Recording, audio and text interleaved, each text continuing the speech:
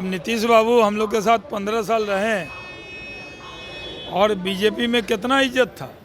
अब वहाँ गए तो एक संयोजक तक नहीं बना रहा है। रोज़ आप लोग पूछते हैं कि भाई कब बनोगे संयोजक। उनके पार्टी के नेता कहते हैं वो पीएम मटेरियल है। ये लोग को पटना के अलावा कहीं कोई जानता भी है? कहीं आपने इनका कुछ सुना भी है? सिर्फ और सिर्फ पटना में कहीं आएंगे, फूल माला चढ़ाएंगे और एक दो बाइट देंगे और चले जाएंगे। ये लोग कहीं बाहर में कभी कुछ बोले भी हैं? नमस्कार, मैं श्वेता और आप देख रहे हैं न्यूज़ फॉर नेशन। महागठबंधन की सरकार को लेकर जदयू आरजेडी के नेताओं को लेकर बीजेपी के नेता शहनवाज हुसैन ने तंज कसते हुए कहा है कि ये लोग को पटना के अलावा कोई जानता भी नहीं है। ये लोग कहीं चले जाएं तो क्या ये लोग कभी कुछ बोलते भी हैं?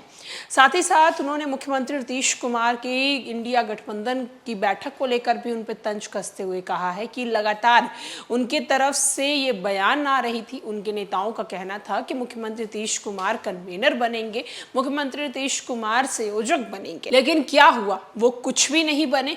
2024 के लोकसभा चुनाव को लेकर ये तैयारी में लगे हुए हैं, लेकिन सिर्फ और सिर्फ इन्हें हार मिलेगी और कुछ भी नहीं।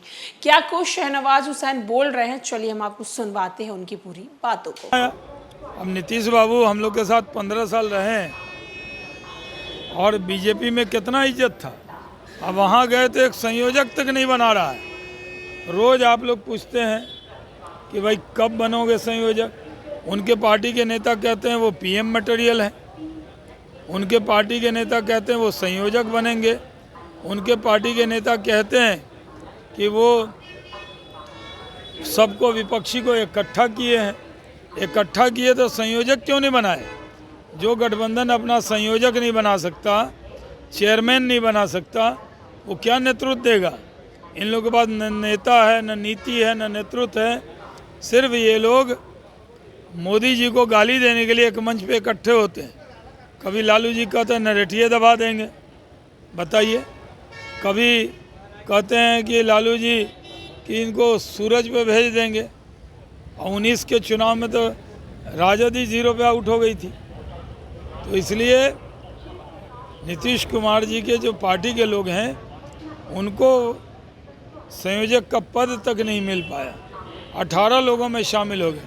क्या फ़ायदा हुआ इतना आदमी को इकट्ठा करने का? कोई लाभ हुआ क्या? वन नेशन वन इलेक्शन का विरोध कर रहे हैं तेजस्वी कह रहे हैं कि वन नेशन वन इनकम हो पहले, बेरोजगारी। अरे तो गरीबी रेखा से लोग ऊपर आए हैं कि नहीं? 80 करोड़ लोगों को अनाज दे रहे हैं कि नहीं? पक्का मकान दे रहे हैं कि नहीं? ये लोग क्या करेंगे? ये तो कुछ नहीं। ये तो कह रहे थे तेजस्वी यादव 10 लाख नौकरी देंगे। अब 15 अगस्त को पिछले साल नीतीश कुमार जी ने कहा 20 लाख। आप ही लोग बताइए, 20 लाख का अब हो गया 1.5 साल, कितना नौकरी मिला है? खाली पुराना नौकरी को कहते हैं।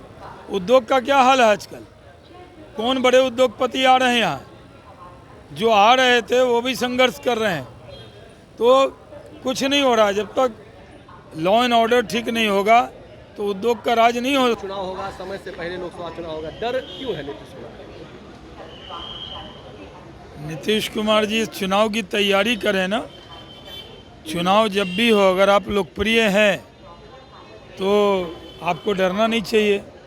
और अगर ये लगता है कि चुनाव देर से हो तो शायद कुछ मेहनत कर पाएंगे, क्योंकि चाहे वो जेडीयू के नेता हैं, आरजेडी के नेता, पटना में बाइट उनका चलता है। पटना के बाहर कहीं जाते हैं ही लोग, खाली कोई मूर्ति पे फूल डालेंगे और वहीं पे बयान होगा।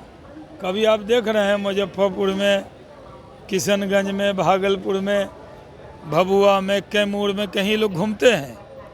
पटना घूमते हैं, उसके बाद घूम कर कभी दिल्ली जाते हैं, उसके बाद कभी बेंगलोर में जाके इडली डोसा खाते हैं, फिर उसके बाद मुंबई में पाव भाजी खाने चले जाते हैं। हर बैठक में पटना में अरविंद केजरीवाल रूठ गए थे, प्रेस कॉन्फ्रेंस में आप लोग को नहीं मिले। और बेंगलोर में नीतीश कुमार जी रूठ गए थे, प्रेस कॉन्फ्रेंस में नहीं बैठे। और अब मुंबई में ममता दीदी रूठ गई, वो नहीं मिली। तो ये लोग तो गठबंधन बना रहे हैं, ये पिकनिक करने